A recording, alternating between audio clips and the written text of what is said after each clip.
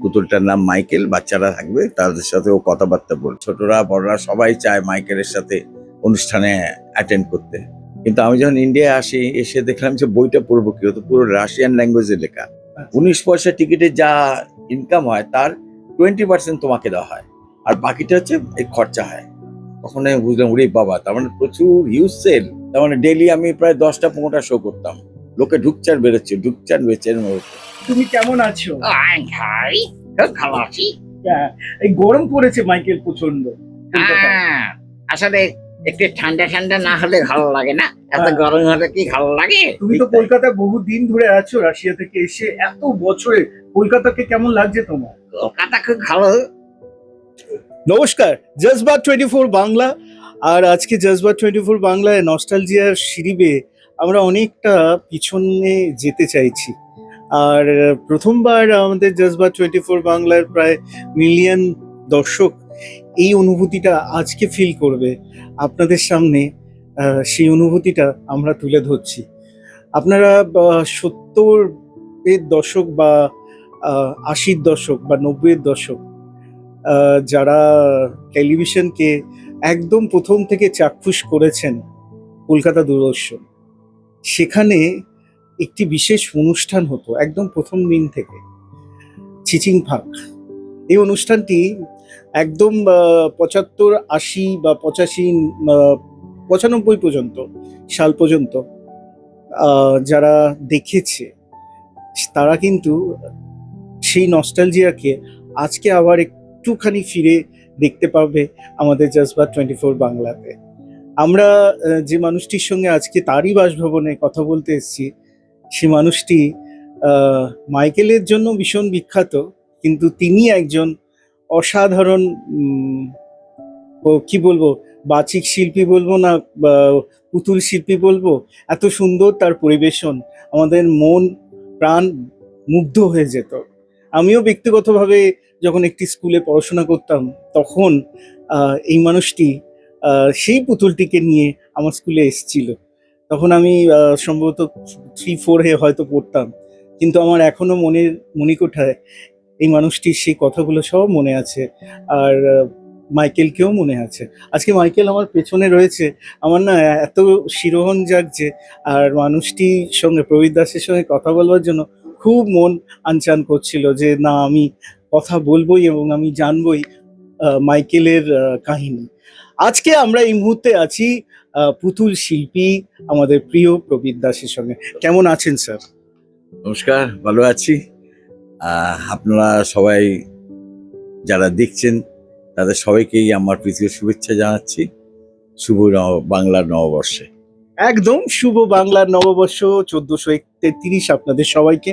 আমি প্রবীরদা আপনার কাছ দিয়ে জানবার চেষ্টা করব মাইকেলের আসার কাহিনী, আপনার কাছে আসা, আপনি কিভাবে মাইকেলকে তৈরি করলেন, আমাদের সামনে আনলেন।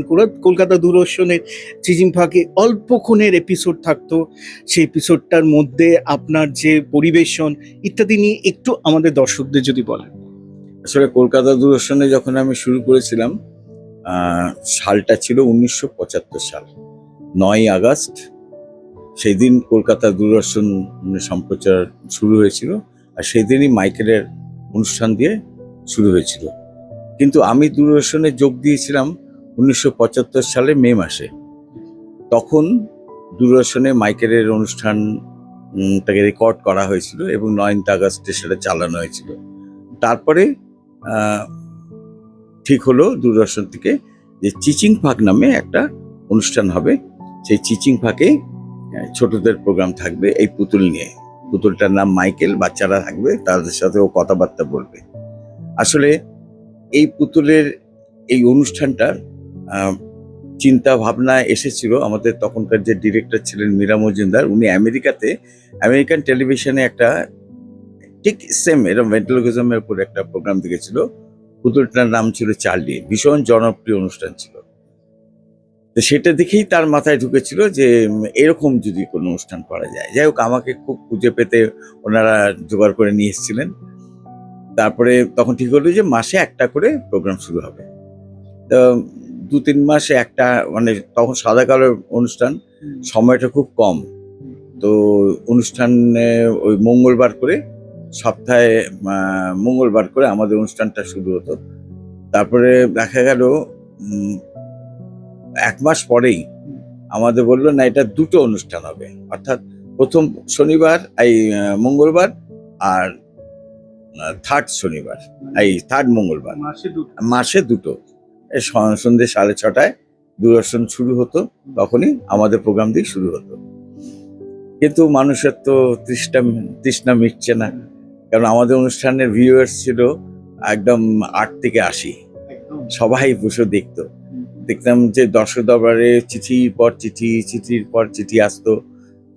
সবার বাচ্চারা, ছোটরা, বড়রা সবাই চায় মাইকেলের সাথে অনুষ্ঠানে অ্যাটেন্ড করতে। তখন ওখান থেকে ঠিক হলো যে না, এটা সপ্তাহে সপ্তাহে হবে, অর্থাৎ 4 সপ্তাহ, মানে প্রত্যেক শনিবার করেই হবে। আর তারপরে তো ভিড় আরম্ভ হয়ে গেল। এইভাবেই আর কি মাইকেল শুরু হয়েছিল।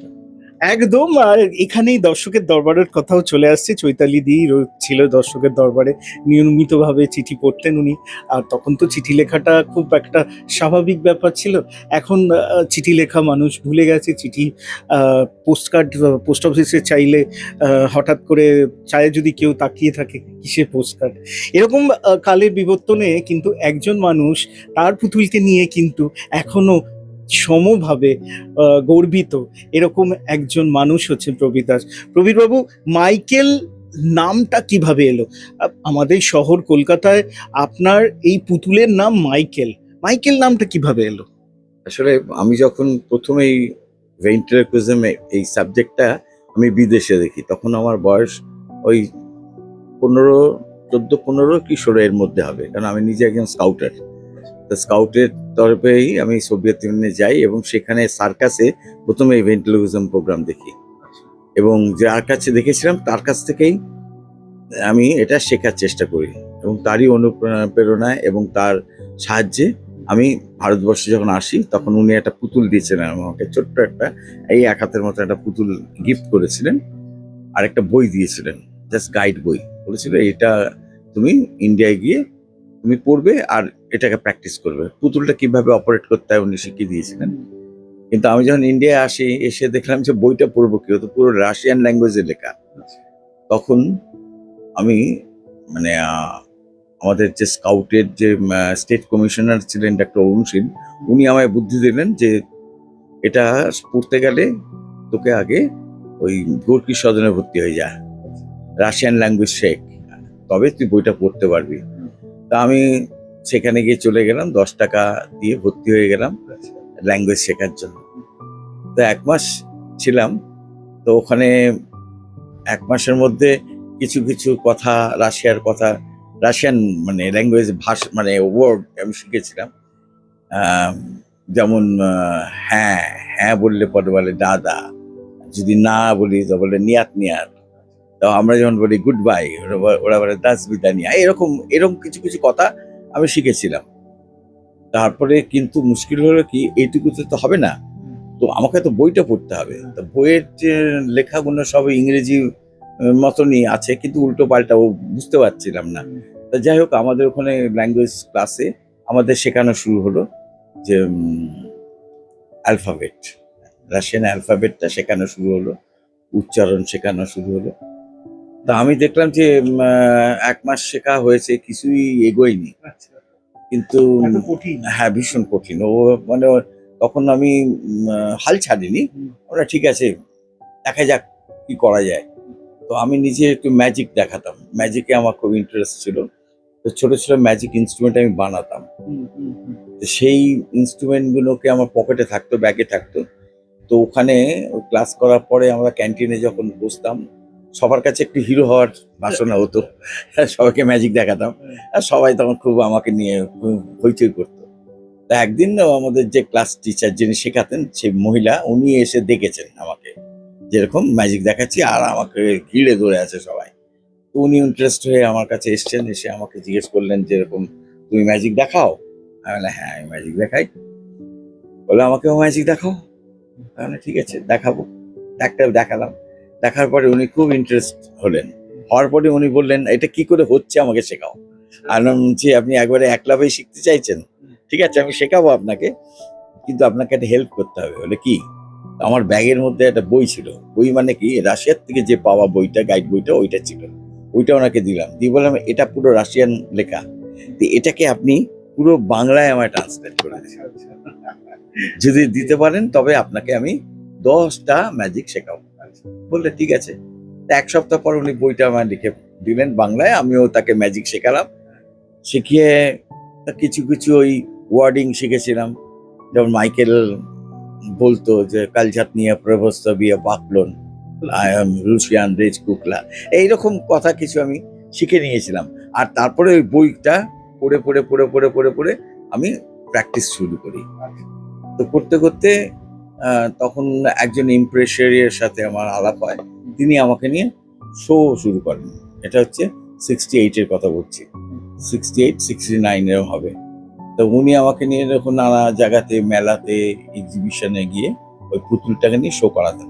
আর বাইরে একটা ব্যানার লাগাতেন, ওতে লেখা থাকতো রাশিয়ার কথা বলা পুতুল। যেহেতু পুতুলটা রাশিয়ান, আমি বলতাম সে রাশিয়ান ডল, রাশিয়ান কথা বলতাম। তো ওই ভাই চলছিল, খুব ভালো ভিড় হতো, খুব সুন্দর, মানে এন্টারটেন হতো। প্রত্যেক দিন শো ওই সন্ধ্যে 5টা কি 6টায় শুরু হতো, আবার 8টা 9টায় শেষ হয়ে যেত। শোয়ের শেষে উনি আমাকে হাতে কোনোদিন 200, কোনোদিন 300, কোনোদিন 400 টাকাও দিতেন। আমি একদিন কিউরিওসিটি হয়ে ওনাকে জিজ্ঞেস করলাম, আপনি লোকের ফিজ হয় একটা, আপনি কোনোদিন 200, কোনোদিন 300, কোনোদিন 400 দিচ্ছেন, কি ব্যাপার? তখন উনি বললেন, ওই যে টিকিট কাটা হয়, কেটে ঢোকে, টিকিটের দাম হচ্ছে 19 পয়সা। 19 পয়সা টিকিটের যা ইনকাম হয় তার 20% তোমাকে দেওয়া হয়, আর বাকিটা হচ্ছে এই খরচা হয়। তখন আমি বুঝলাম, ওরে বাবা, তার মানে প্রচুর হিউজ সেল, প্রচুর লোক দেখতো। তার মানে ডেইলি আমি প্রায় 10টা 15টা শো করতাম, লোকে ঢুকছে আর বেরোচ্ছে, ঢুকছে আর বেরোচ্ছে, এরকম হতো। এরকম করতে করতে তারপর ভদ্রলোক আমাকে একদিন বললেন যে দেখো, ইন্ডিয়াতে বহুদিন আগে এক রাশিয়ান, এই রাশিয়ান না, অস্ট্রেলিয়ান এক ভদ্রলোক এসেছিল, তার কাছে আমরা দেখেছিলাম একটা বড় পুতুল। পুতুলটা কথা বলছে, তা তোমার এই ছোট পুতুলটা এত দূর থেকে না লোকে দেখতে পাচ্ছে না, মানে প্যাভিলিয়নের ভেতরে প্রায় 100-150 লোক বা 200 লোক দাঁড়িয়ে দেখছে, এবং লাস্টের লোক তো কিছু বুঝতে পারছে না, পুতুলের মুখটা ছোট মুখ, বলে একটা যদি বড় পুতুল বানাতে পারো তাহলে ঠিক আছে, তাহলে বড় পুতুল বানাবো। তখন আমি আবার একটু, মানে আমি আবার সর্বঘটে কাটালি পালা ছিলাম, সবকিছুরই ইন্টারেস্ট ছিল। তো আমি ছবিও আঁকতাম, ক্লে মডেলিংও করতাম। তো ক্লে মডেলিং যে করতাম গভর্নমেন্ট আর্ট কলেজে, তো সেখানে যিনি শেখাতেন ওনার নাম ছিল ভাস্করশ্রী লক্ষ্মীপাল। তো ওনাকে আমি বললাম, স্যার আমার না এই যে পুতুলটা দেখছেন, পুতুলটা কথা বলে। বলে তাই, এটা টকিং ডল? না, বলে এইটা এরকম একটা বড় পুতুল, 3-4 ফুটের একটা পুতুল আমাকে বানিয়ে দিতে হবে। তো ঠিক আছে, আমার স্টুডিওতে চলে এসো। ওনার স্টুডিও ছিল ওই কুয়ারটুলি। আমি রোজ সকালবেলা ওই খাওয়া দাওয়া করে 10টার মধ্যে বেরিয়ে যেতাম। তারপর উনি বললেন, এই খড় কিনে নিয়ে এসো, এই কাগজ কিনে নিয়ে এসো, মাটি কিনতে হবে, এই করে 250 টাকা মোটামুটি খরচা হয়েছে আমাদের। তারপরে এই পুতুলটা বানানো শুরু হলো। পুতুলটা বানাবার শুরু হওয়ার পরে প্রথম হচ্ছে খড় দিয়ে বডি বানানো হলো, তারপরে কাগজ পেস্টিং হলো, তারপরে সেটা শুকোলো, সেটাকে কাটিং হলো, তারপরে সেই কাগজ ওর ভেতরে কাঠ ফাট লাগিয়ে ওটা তৈরি হলো। সেইটা প্রথম পুতুলটা হচ্ছে ওই যে বডিটা ঝুলছে। তো ওইরকম বডিটা কাগজের তৈরি হয়ে গেল। তারপর উনি মুখটা বানিয়ে দিলেন। মুখটা আমাকে বললেন, তুমি বানাও। আমি বললাম, না আমি বানাতে পারবো না, আপনি বানিয়ে দিন। তো উনি বানাতে শুরু করলেন। বানাতে বানাতে নানা রকম হাতের শেপে তাকে নানা ভঙ্গিমায় নিয়ে আসলেন। তারপর আমাকে বললেন যে, তুমি দেখো তোমার যেখানে পছন্দ হবে সেখানে আমি থামবো। তো করতে করতে করতে তো এক সময় মাইকেলের ফেসে এইখানে এসে দাঁড়ালেন। আমি বললাম, এইটাই ভালো লাগছে। ঠিক আছে। তারপরে মাইকেলকে আবার তৈরি হলো, মাটির হয়ে গেল, তারপর তার উপরে কাগজ পেস্টিং করে এটাকে আবার তৈরি করা হলো। একসময় মাইকেল পুরো তৈরি হয়ে গেছে। তো মাইকেলকে আমরা বাড়ি নিয়ে এসেছি, নিয়ে এসে টেবিলে রেখে দিয়েছি। তো সেই ভদ্রলোক এসছেন আমার বাড়িতে, যিনি আমার ইমপ্রেসার ছিলেন। তিনি আমায় বললেন যে, পুতুলটা তো ভালোই লাগছে, কিন্তু পুতুল একটা নাম দিতে হবে। আমি বললাম, কি নাম দেবো? তাহলে একটা নাম না হলে হবে না, ওই রাশিয়ার কথা বলা পুতুল বললে চলবে, নাম দাও। কি নাম দেবো? আমরা ঠিক আছে, আমি ভাবি আপনিও ভাবুন, দুজনেই ভাবতে শুরু করেছি। কিছুতেই কোনো নাম আর পছন্দ হচ্ছে না। হঠাৎ দেখলাম আমার টেবিলে করে কতগুলো বই ছিল, বইয়ের মধ্যে একটা বইতে আমার চোখ যায়। বইটা ছিল মাইকেল মধুসূদন দত্তের বই। তো আমার মনে হয় ওই কবিতা টবিতা আমি পড়তাম অনুষ্ঠানে, ওই কবিতা বলতাম, রেখমা দাসের মনে, এইভাবে বলতাম যে মাইকেল যেহেতু রাশিয়ার থেকে নিয়ে এসেছি, মানে পুলটাকে রাশিয়ার থেকে নিয়ে এসেছি, তো ও নিজের দেশের কথা ভুলতে পারতো না, তো ওইভাবে আমি স্ক্রিপ্ট করতাম। তো বইটা আমার ছিল, তো দেখে আমারটা দেখেই আমার তখন মাথায় হলো আচ্ছা মাইকেল মধুসূদন, তো মাইকেলটা দিলে কিরকম হয়। তো ওনাকে বলে আচ্ছা আমি একটা নাম পেয়েছি, পুতুলটার নাম যদি মাইকেল দিই। উনি বললেন দারুণ হয়, একদম দারুণ, একদম অ্যাপ্রোপ্রিয়েট নেম, একদম বিদেশি টাইপ, তুমি মাইকেলই দাও। তাহলে ঠিক আছে, আজকের থেকে ওর নাম হয়ে যাবে মাইকেল দাবাত মিয়া। মানে আমি যার কাছে শিখেছিলাম তার নাম ছিল জেবি দাবাত মিয়া, তো দাবাত মিয়াটা জুড়ে দিয়ে ওর নাম হয়ে গেল মাইকেল দাবাত মিয়া। এই হলো মাইকেলের ইতিহাস। অসাধারণ, সত্যি কথা বলতে এই ইতিহাসটা অনেকেই জানতো না। আজকে অনেক দিন বাদে যদি আপনারা দূরদর্শনে চিচিং ফাঁক দেখার সুযোগ পান বা রিড টেলিকাস্ট হয়, তবে অবশ্যই আমাদের মাইকেলকে আপনারা দেখতে পাবেন, প্রবীরদাকেও দেখতে পাবেন, সেই পুরনো দিনে নস্টালজিয়া। আমি যখন চৈতালিদির সঙ্গে ইন্টারভিউ করেছিলাম কিছু মাস আগে, তখন দূরদর্শনের ওই ব্যাপারগুলো একদম নস্টালজিয়া, দর্শকের দরবারে চিচিং ফাঁকের কথাও কিন্তু উঠে এসেছিল। চিচিং ফাঁক মানে কিন্তু ছোট ছোট গল্পের মধ্যে হঠাৎই একটা কিছু সময়ের জন্য বাচ্চাদের ধরে রাখার জন্য আমরাও দেখতাম, আমরা তখন স্কুলে পড়তাম, তখন দেখতাম সেই মানুষটি প্রবীর দাস, যিনি মাইকেলকে আমাদের সামনে আনলেন। এবং উনি শুধু আনলেন না, উনি মন জয় করলেন টিল 1995 পর্যন্ত, 20 বছর ধরে টানা কলকাতা দূরদর্শনে চিচিং ফাঁক অনুষ্ঠানে তার এই কথা বলা পুতুল কথা বলে মানুষের মনোরঞ্জন করেছে। আমি একদম শেষে প্রবীর তার কাছে যাব, জানতে চাইব যে 95 পরে এতগুলো বছর কেটে গেছে, দীর্ঘ আরো 20 বছরেরও বেশি সময় কেটে গেছে। প্রবীর বাবু এই সময়কালটা কি করছেন, এবং আগামী প্রজন্ম এই কথা বলা পুতুল তাদের কাছে কি আর টানে না? আপনি কি বলেন? আসলে আমি দূরদর্শন থেকে 86-এ আমি দূরদর্শন থেকেই আমাকে ইন্ডিয়া গভর্নমেন্ট অন্য একটা ডিপার্টমেন্টে শিফট করায়, তার নাম হচ্ছে song and drama division, ministry of information broadcasting আন্ডারে। সেখানে কাজ ছিল আমার হচ্ছে মাইকেলকে নিয়ে সারা ভারতবর্ষে লাইভ প্রোগ্রাম করতে হবে, এটি হচ্ছে কন্ডিশন। এবং সেখানে গভর্নমেন্ট অফ ইন্ডিয়ার নানা রকম প্রজেক্ট, যে পাবলিসিটি প্রজেক্ট, এইগুলোকে আমাকে দেখাতে হবে। তো সেই কাজে আমি করা শুরু করেছিলাম, খুব ভালো লাগতো যেহেতু আমি স্টেজ আর্টিস্ট। তো এইরকম করতে করতে করতে করতে তারপরে দেখলাম যে এই সারা ভারতবর্ষ ঘুরতে ঘুরতে আমার বাড়িঘর সব নেই, আমি রাস্তায় ঘুরে বেড়াচ্ছি। তখন আমি অফিসে বললাম যে না, এইভাবে তো চলতে পারে না, কারণ আমার আজকে সিকিম, কালকে বললো যে আসাম যাও, তারপর তুমি বলছো মণিপুর যাও, এইভাবে ঘুরতে ঘুরতে সারা ভারতবর্ষ ঘুরতে হতো। তখন আমি বললাম না, আমি বরঞ্চ যেসব জায়গা আমাদের আসলে ভারতবর্ষে প্রায় 465টা আমাদের অফিস আছে। আমাদের ইস্টার্ন জোনে হচ্ছে আমাদের কলকাতাতে ছিল, আমি কলকাতা ইস্টার্ন জোনে ছিলাম। আমাদের আন্ডারে ছিল এই সিকিম, তারপরে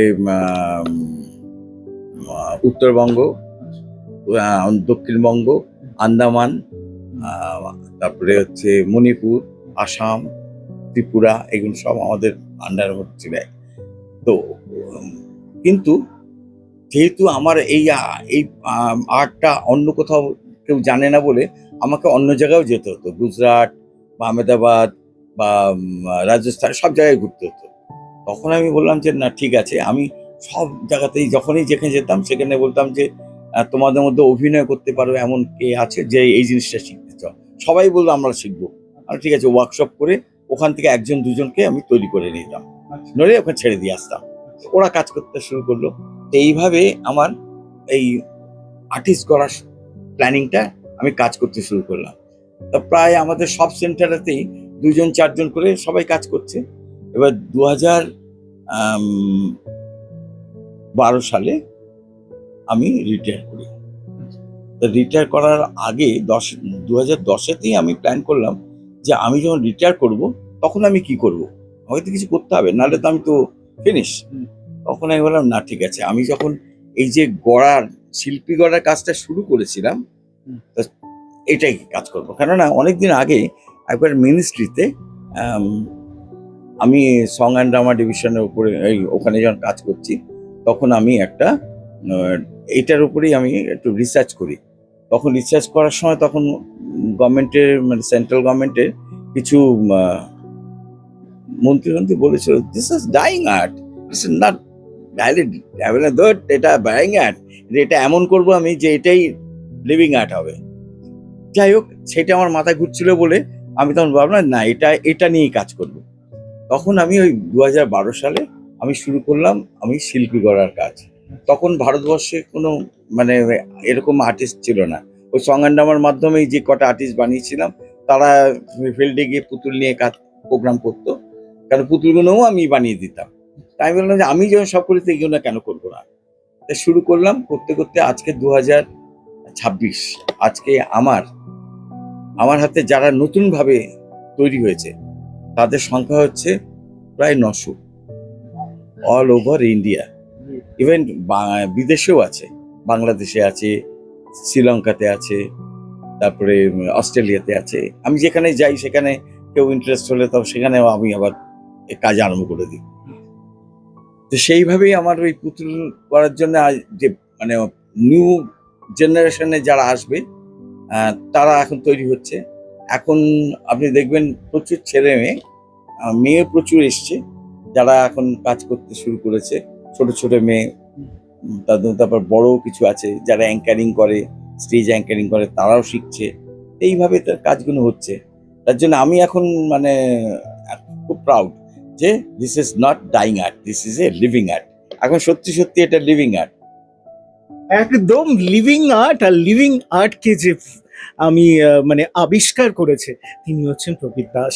আজকে আমি ব্যক্তিগতভাবে খুবই গর্বিত এবং সমৃদ্ধ হলাম, স্যারের কাছ থেকে অনেক কিছু জানতে পারলাম। আর আমার প্রিয় মাইকেল, যাকে আমি ছোট্টবেলায় দেখেছিলাম, আজকে আবার সচক্ষে দেখলাম। আর স্যারের কাছ থেকে অনেক কিছু শুনলাম। স্যার, যেতে যেতে যদি আপনি একটু কোলে নেন মাইকেলকে, তো সেই ছোটবেলার সেই সময়টাকে যারা দেখতো চিচিং ফাঁক, তারা কিন্তু আবার মাইকেলকে প্রবীরদার কোলে দেখতে পাবে। এটাই একটা বিশাল ব্যাপার। এই হচ্ছে মাইকেল এবং এই হচ্ছে আমাদের প্রবীরদা। প্রবীরদা, একটুখানি মাইকেলের সঙ্গে কথা বলবে? কি করবো, এই গানটা আঙ্গা গেছে তো, ওর কাছে মাইকটা দিতে হবে, আচ্ছা, নাহলে ও তো ওর কথা শোনা যাবে না। তাই তো। তাই এই দাও, তোমার কাছে মাইক দিয়ে দিয়েছে। আচ্ছা মাইকেল, সবাইকে আগে একটু উইশ করে দাও। শুকর নববর্ষের সবাইকে জানাই শুভেচ্ছা। ঠিক হলো? হ্যাঁ ঠিক আছে। আচ্ছা মাইকেল, তো আজকে কেমন লাগছে? এটা তোমারই কথা হলো, আমার কথা হলো কোথায়? ও তোমার কথা হয়নি? আচ্ছা আচ্ছা, তাকে কিছু জিজ্ঞেস করো না। ও ওকে একটু জিজ্ঞেস করতে হবে। আচ্ছা। তুমি কেমন আছো? ভাই খুব ভালো আছি। এই গরম পড়েছে মাইকেল প্রচন্ড। আসলে একটু ঠান্ডা ঠান্ডা না হলে ভালো লাগে না, এত হ্যাঁ। গরম হলে কি ভালো লাগে? তুমি তো কলকাতায় বহু দিন ধরে আছো, রাশিয়া থেকে এসে এত বছরে কলকাতাকে কেমন লাগছে তোমার? কলকাতা খুব ভালো, কিন্তু এখন আবার আমি নানা দেশে ঘুরে বেড়াচ্ছি, সব জায়গাতেই ভালো লাগছে। আবার কোথায় তুমি যাচ্ছ এরপরে? এখন আমি রাশিয়াতে যাবো। এই রাশিয়াতে কবে যাচ্ছ? না, ওই এখন অস্ট্রেলিয়া যাবো, তারপর সেখান থেকে যাবো। ও আচ্ছা আচ্ছা আচ্ছা। তোমার কাশি হলো কেন? এই যে ঠান্ডা গরম। ও তাই, একটু কেরোসিন তেল খেয়ে নাও। এই রে, সেই আগের ডায়লগ দিয়ে দিল। আচ্ছা মাইকেল শোনো, আচ্ছা তুমি রাশিয়াতে কেন যাবে কেন? ওই যে আমার তো 50 বছর হয়ে গেছে। ও তোমার 50 বছর হয়ে গেছে? হ্যাঁ। তুমিও কি রিটায়ারমেন্ট নেবে? না না না, আমি রিটায়ারমেন্ট নেবে নাকি নেবে? না না না, তুমি নেবে কেন? আমাকে যতদিন সবাই ডাকে ততদিন আমি থাকবো। Very good. আচ্ছা তুমি কেন রাশিয়া যাবে সেটা বলো। ওই যে আমাকে নিয়ে যে মি অ্যান্ড মাইকেল ভেন্ট্রিলোকুইজম শিখছি, এই যে ছবিটা হয়েছে, তার জন্য আমাকে এখান থেকে আমন্ত্রণ জানিয়েছে। আচ্ছা, তাই যাবো। Very good. একদম মাইকেলের সঙ্গে কথা হলো তো, যারা আজকে জজবাত 24 বাংলাতে এই অবিস্মরণীয় কথাটা আপনাদের সঙ্গে বলালাম মাইকেলের সঙ্গে, এটা কিন্তু অন্য কোনো চ্যানেলে কিন্তু এইটা কিন্তু হয়নি, ফার্স্ট টাইম এটা আমরা করলাম আপনাদের জন্য। আজকের এপিসোড প্রবীর দা এবং মাইকেলের সঙ্গে কেমন লাগলো অবশ্যই অবশ্যই পর্দায় দেওয়ার নাম্বারে বা আমাদেরকে জানাবেন। জজবাত 24 বাংলা, আমরা স্যারকে প্রণাম জানাই আমাদের তরফ থেকে, এবং স্যার অনেক ভালো থাকবেন এবং আগামীতে স্যারের সঙ্গে আবার এরকমই আড্ডা হবে, মাইকেলও সঙ্গে থাকবে, এবং আপনারাও ভালো থাকবেন এবং আপনাদের নববর্ষ খুব খুব ভালো থাকুক। নমস্কার। নমস্কার।